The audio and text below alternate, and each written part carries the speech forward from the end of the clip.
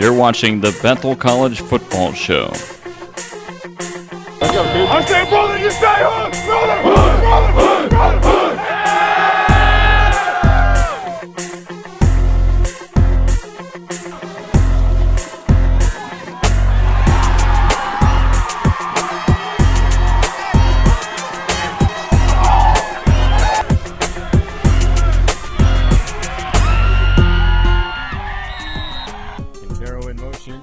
Sears is going to fake the pitch to Juarez. DJ Sears in for the touchdown.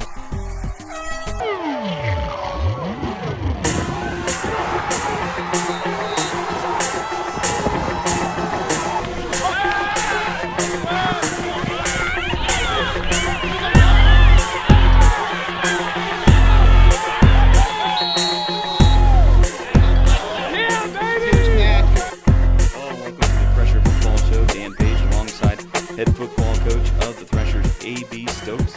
Bethel College fresh off a 51-7 victory over Sterling College to improve to what now? 7-1, coach? 7-1. There you go. And moving up to number 13 in the coaches polls in the NAIA. The Threshers getting set to take on Tabor College in the Menno Bowl in Hillsboro this week. 1 o'clock kick from Tabor College. You can watch that on the KCAC network. I'll be putting out highlights from social media from the sideline and field view for you. So, but we're going to talk about first the Threshers' victory over Sterling College. It's a double victory this week because you guys got the win on Saturday and got the win on Monday. Yes. It was a thorough Thresher victory over the Sterling College. It's a vast improvement, head to toe in the program. Yes. Very, very happy. Obviously with the guys who play every Saturday, but especially with those guys who played on Monday. They did a great job representing Bethel College and not only their play but their travel as well. And definitely you can see that these guys are locked in. And I've said it before, but the program is definitely in good shape. Definitely. And so the Threshers get the 51-7 victory. Let's revisit it for a second.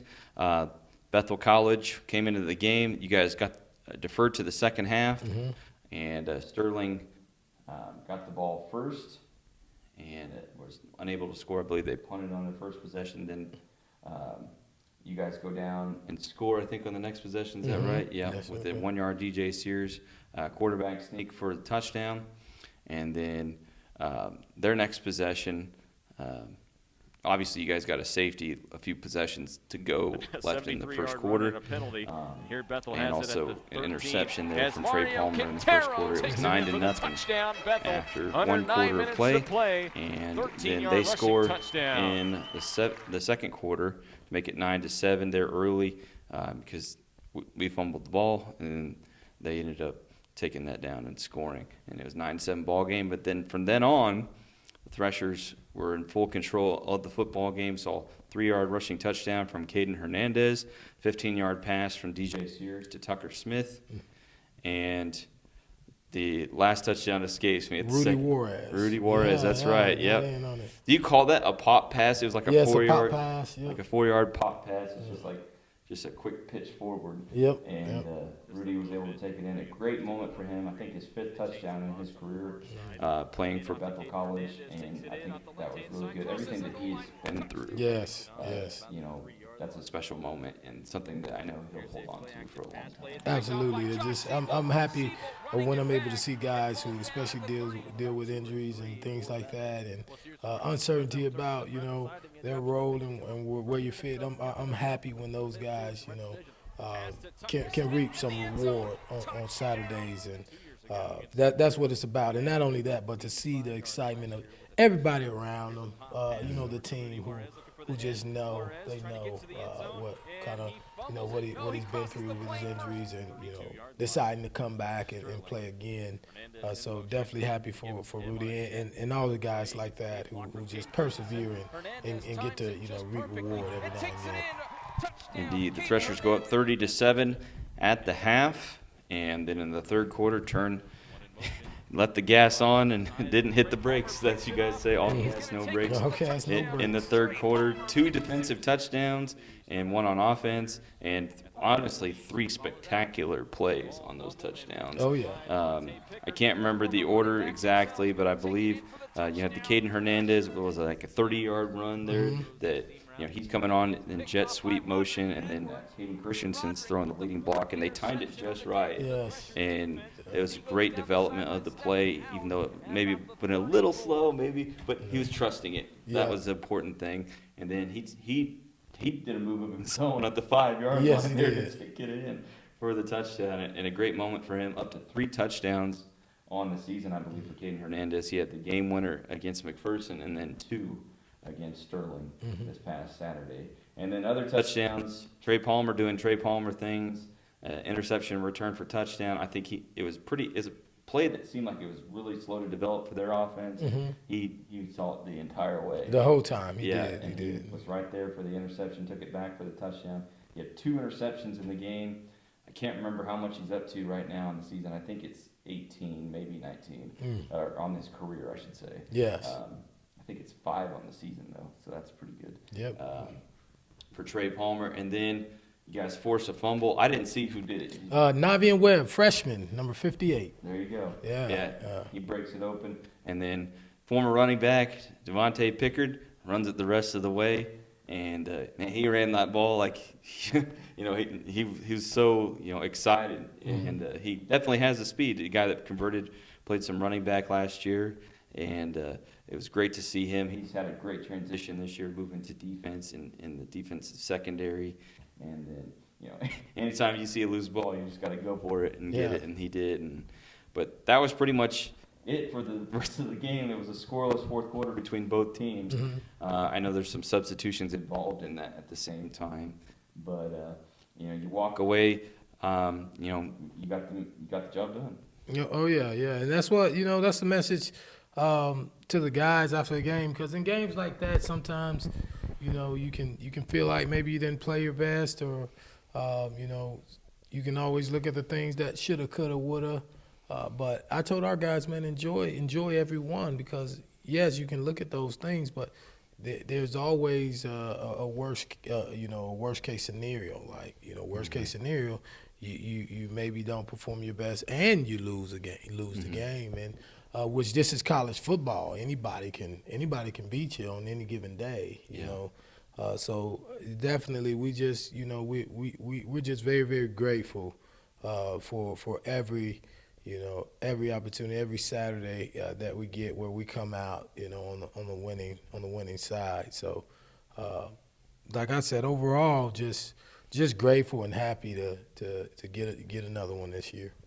Thresher's improved to 7-1. Trey Palmer led the team in tackles with 5 and had the 2 interceptions.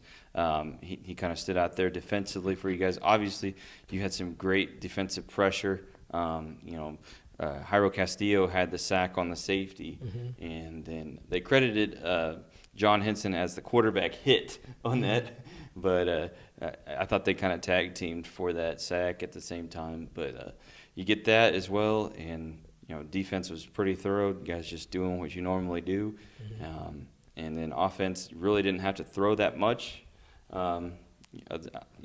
Obviously 1 touchdown pass, and the rest were either defense or ground game. So, but a lot of different looks, and mostly successful with that from beginning to end. And Threshers win at 51-7, and so another week has come by. You guys down to 2 games left in the regular season. I cannot believe it.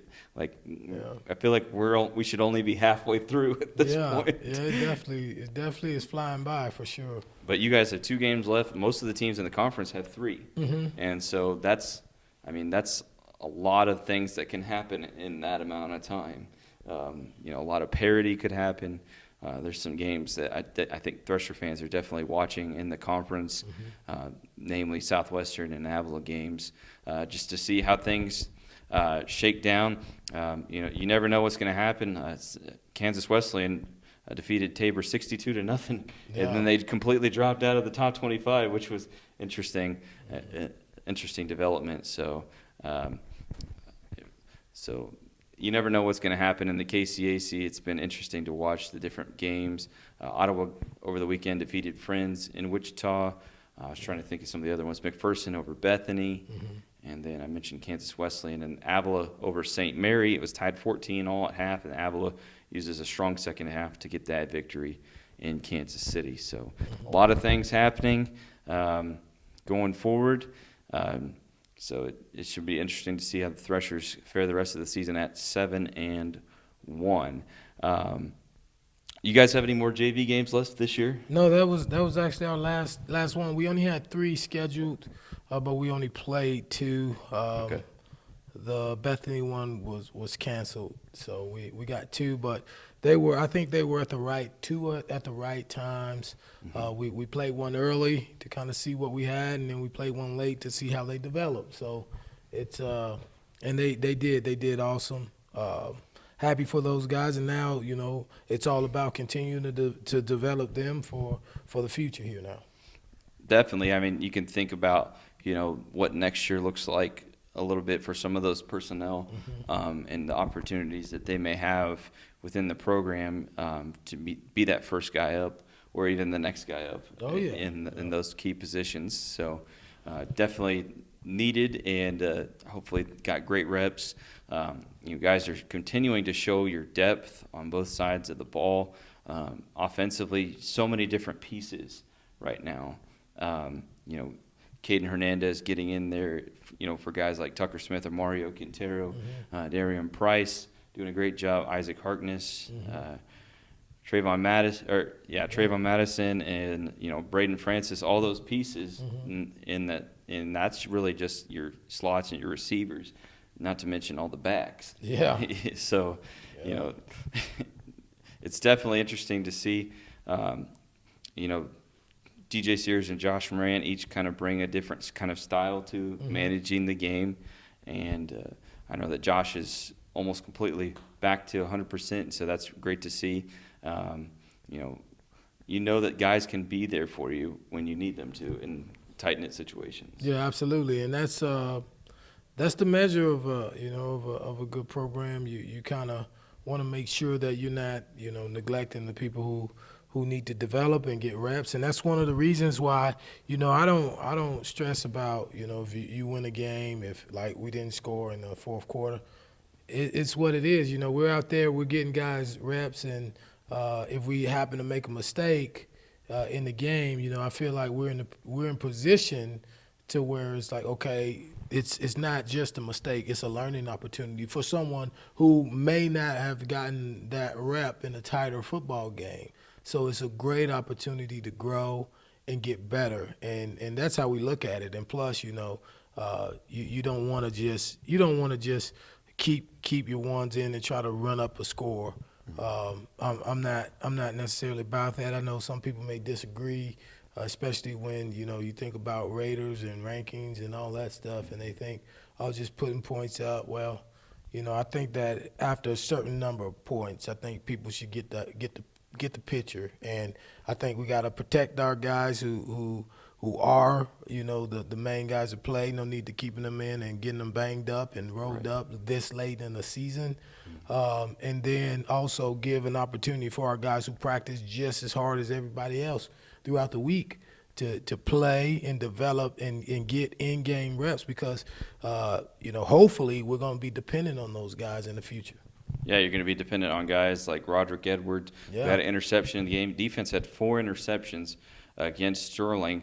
Josh Siebold was the other one. And it's interesting because back-to-back years now that Roderick's had an interception against Sterling. So kind of interesting tidbit there that I had in my notes. But, yeah, I mean, you have guys that definitely can step in those situations. And I think it's pretty thorough at this point. You see Julian Jackson returning kickoffs, getting some good reps there, and then I failed to mention him as far as the skill players on offense as well. He had a great game. He had a good run. Yeah, he did. Got in space and used his speed, and you don't have to tell him twice to run fast. No, but it's great to see that as well. You're continuing to be, I would say, blessed in special teams with the guys that you have. despite kicking against the wind, Carson missed that field goal in the game. And that's kind of a tough situation. We got a 20-mile-per-hour wind blowing right at you. It is. There, so. But nonetheless, it's a learning experience, and guys continuing to be hungry and get better over the course of the season, even with 2 regular season games left on the schedule. The Threshers getting set to take on Tabor College, 1 o'clock this week from Hillsboro. You can watch that on the KCAC network, and their final home game of the year of the regular season is against the University of St. Mary on Senior Day, and that is November 5th. I can't believe we're getting already close to November. Yeah. It's going to be nuts. But all eyes are on these last few weeks, and I think I'm going to save some questioning that just came to me for the second segment of the show when we get set to talk about Tabor. But until then, this is the Thresher Football Show, and don't go anywhere.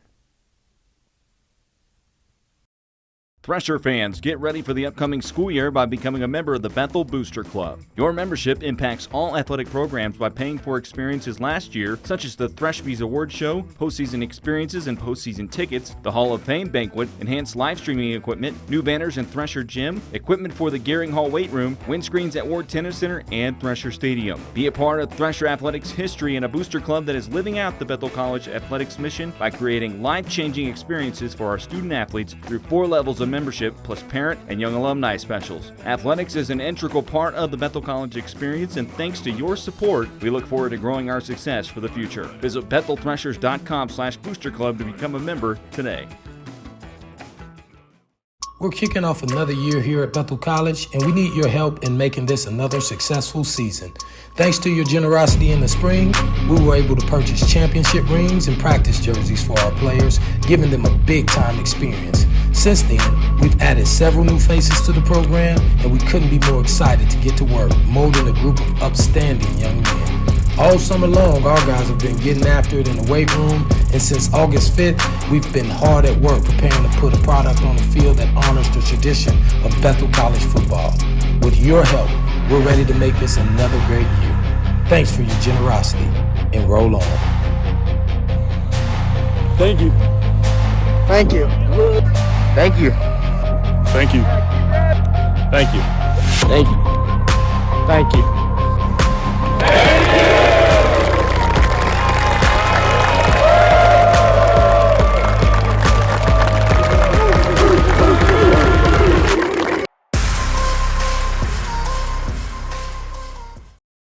Welcome back to the Thresher Football Show. Dan Page alongside A.B. Stokes.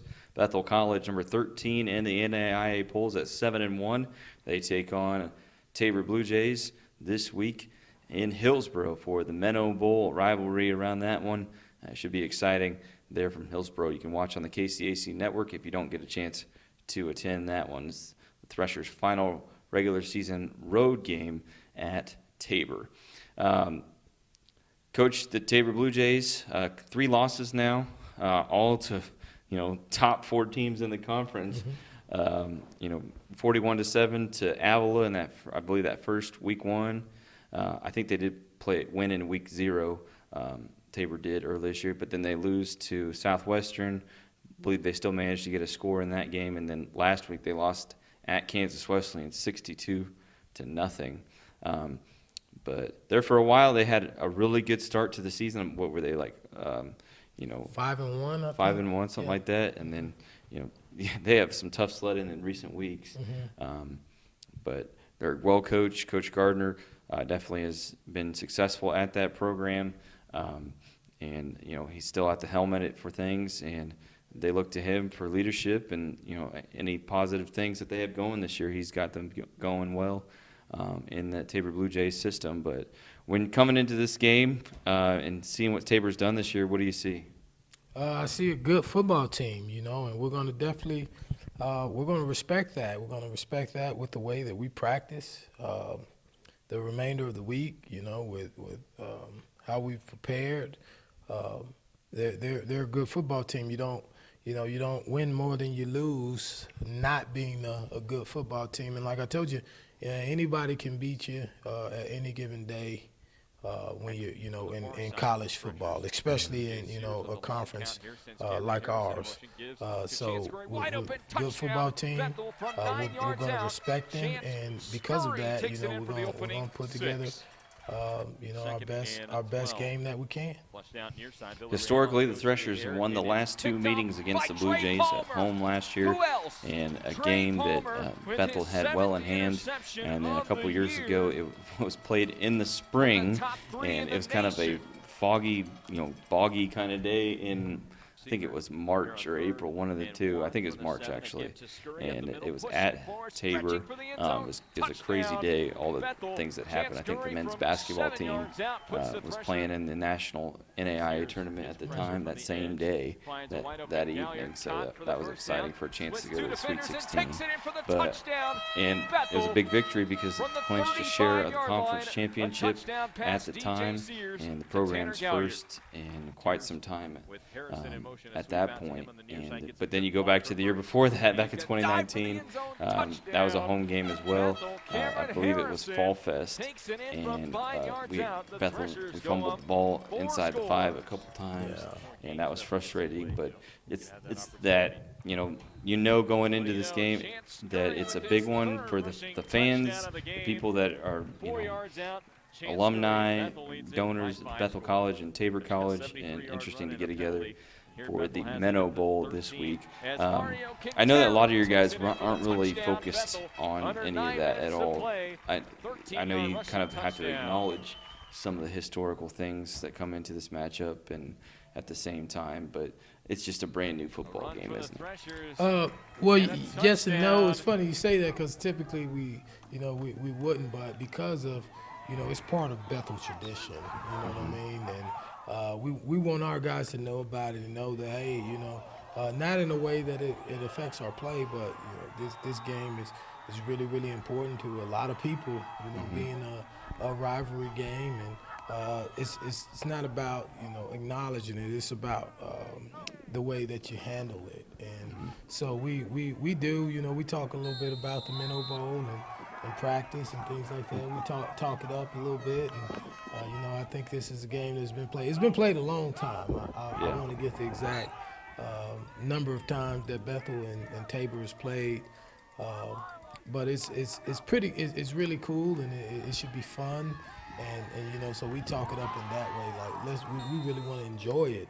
That we're a part of this rivalry and this tradition and this history. The Threshers taking on Tabor College this coming week at 1 o'clock from Hillsboro, and just a short drive. That's what's nice about it. I've always said it's kind of good in the conference that most of your road games you can come back in less than a day. Yeah. And so that's going to be nice. Although we add Springfield, Missouri to the mix, next year with Evangel coming in, that'll be interesting to see. Yeah. Threshers and the Blue Jays coming into this one. You guys definitely continuing to play good football. With just 2 games guaranteed to you right now left, it's a lot of look around at the guys that are in the locker room and cherish this time. Absolutely. Because I was just looking at the Bethel website. The front page when it had the captains in arms.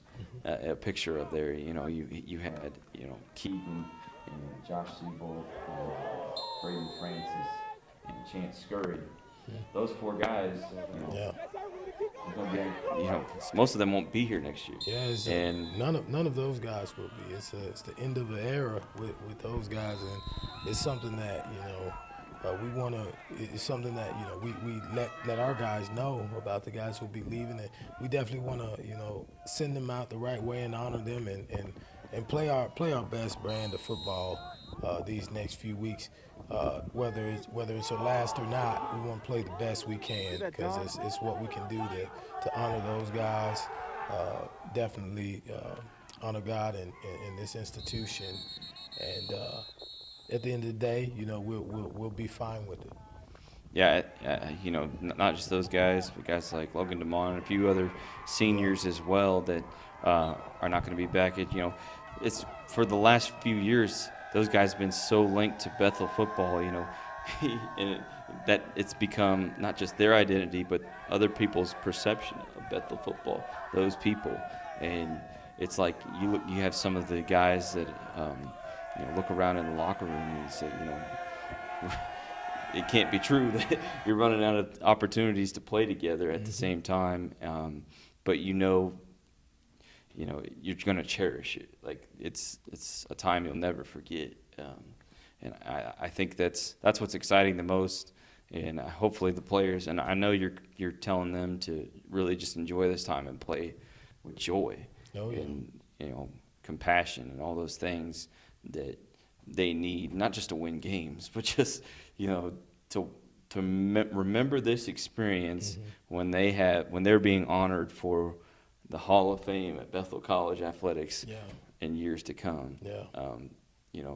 Remember the mark they put here more than anything. And I was thinking at the same time, it would be a dang shame if those guys didn't get to go to the playoffs this year, with all the circumstances going along. But I understand, some things you can't control, and these guys, they're not like, sure, if that were to happen, that would be something that maybe would hurt a little bit, but at the end of the day, it doesn't affect who they are as people. Not at all, and that's how I wouldn't have them look at it any other way. And I'm sure people who see the bigger picture wouldn't either. It doesn't, what happens to you doesn't have to have an effect on who you are.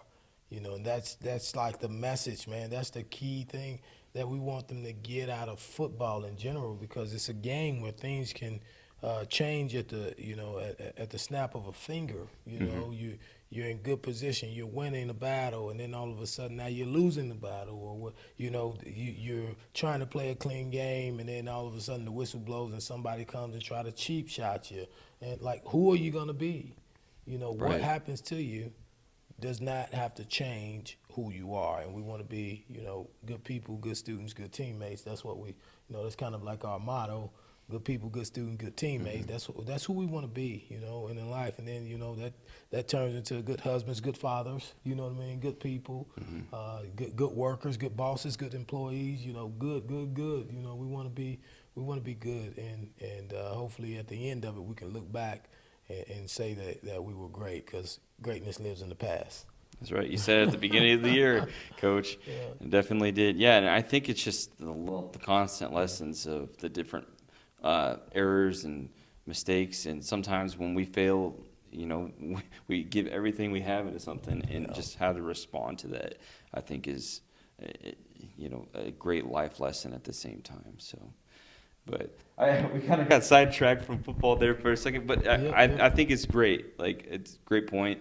And I mean, I'm just thinking about these next few games, and definitely things that I want to appreciate from this experience with all those guys, because one of the biggest things when I first came here back in 2019 and started announcing games, do video stuff, is just building relationships with everybody here, because I sensed it from the beginning that there was like a great energy. It was contagious. Everybody was dedicated to the mission here. Yeah. And that's what's been the most impressive thing. And I know we talked about this outside of our show, and it's really a trickle-down effect from the top of the athletic program. Yes, it is. No question. So, but by that, I'm talking about Tony Hoops as well. Absolutely. And, definitely been a great leader for so many people, not just about sports. No. And so he's done a lot that a lot of people don't necessarily see. So we appreciate him, appreciate Colin and Stacy at the same time. They do a great job, athletics administration for Bethel College. So, getting back to football a little bit, there's so many things that I feel like you guys are constantly showing that you can do this year, whether it's further developing the pass game on offense, to where kind of expanding. Okay, this is learning from. Okay, we want to do this. We want to do this with the jet sweep, and then we want to do this off of it to set up something else. I think that's been interesting to observe from my perspective at the same time. But from your perspective, we've talked about the learning curve so much, but there's so much more to come. Yes. It's going to get even better. Absolutely, because it's just like when anything else, when you're learning in school or you're learning a task, it's given to you in steps, right? Like you don't just let's use math for an example. You don't just learn how to multiply right out the gate, right? You first thing you got to learn are your numbers, right?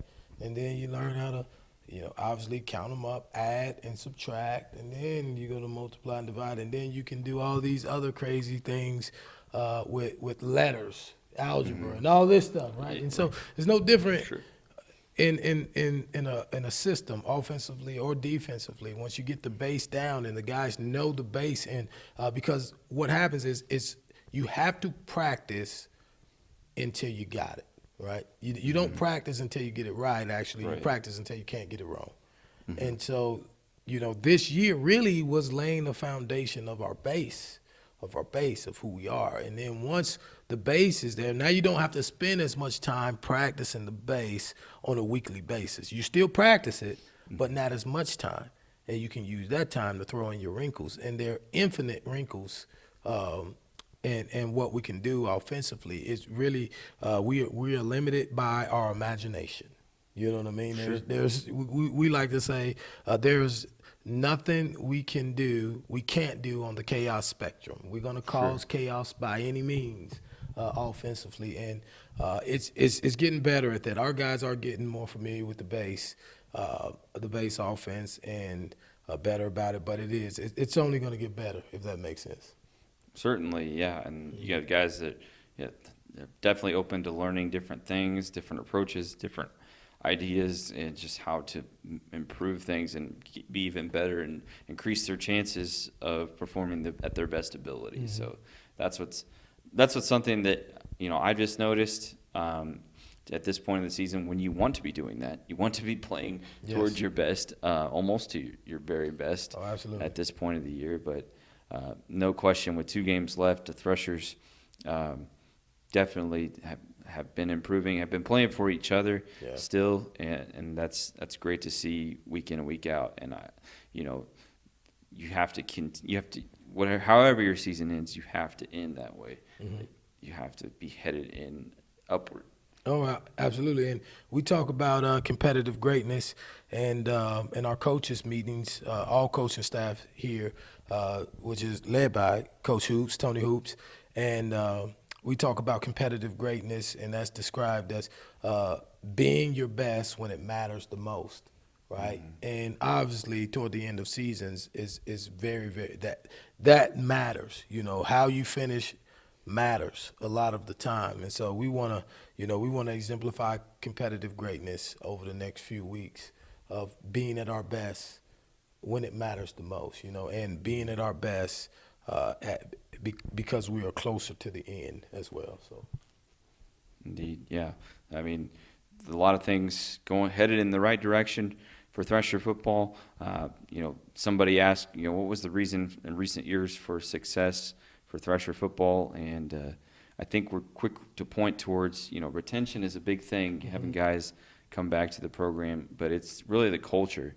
And, just observing, I think there's been some significant positive things happening in culture this year, even, detail-oriented, and, getting guys together in groups and things like that and talking about things that maybe they haven't even thought about before. So that's been impressive to see. So, Coach, any final thoughts before we wrap up this week? No, man. I appreciate it, and I think so. If November 5th happens to be the last game, we do one more after that. Yep. Okay. Well, yeah. I mean, we'll at least do one more next week, but if we want to wrap it up, we can. I mean, okay. That's what I'm saying. So I'm certainly. I guess what I'm getting at is we're coming down the last time. Although you can't tell me we're not making the playoffs. I'm gonna go on record and say that. You can't tell me that right now. I won't hear it. I won't accept it. My mind has been made up. You know what I mean? I've heard from the Lord. You know what I mean? Like it's obviously pending, taking care of business, not jumping, putting the cart before the horse. But right. So I expect to talk to you a little bit longer, but I do want to let you know, man, that we appreciate you and everything that you do for Bethel College and Bethel College football. You're a selfless servant. Here, man, you put the needs of the college and the sports programs here before yourself at times, time and time again, man. So I want to say thank you. I'm sure people watching definitely would agree, and they definitely appreciate what it is that you do by providing this outlet for Bethel College athletics. So here's to Dan. Thank you, Dan, for all that you do. And I like to tell people, I thanked the seniors the other day, and I told them I want to say it when I feel it, not just at the end, because it's the end and people think that that's what you're supposed to do. Right. You know what I mean? I want to say it. This is how I felt. I want to tell you that. And as always, hopefully we can go and pack Tabor out. It's the Minnow Bowl, So hopefully we get a lot of good Thresher fans there to root us on. We always appreciate the support. And, I'm just grateful, grateful to God, grateful to the administration here at Bethel College and these players and families and coaches and their families for the investment that they make into Bethel College. Well, I appreciate you saying that. I really thank you for that. This has never been about me, never even once. I do this for, the players. Mm-hmm. And you guys are coaches that put in the work that are here every day. That nobody sees what you're doing, and the reason why I did this, started doing this 15 years ago, was to shed light on the people that don't just go unnoticed and unrecognized. And I know people don't do things for recognition, but there's some great people out there that should be recognized. And so I also do it for the parents. Definitely appreciate all of their feedback, and they've been great the last 4 years, and no question. I know some of them after this year I won't see around as much, but I definitely enjoyed our conversations after games and things like that. So, but that's going to do it for this week's show. Hopefully we have a couple more shows for you.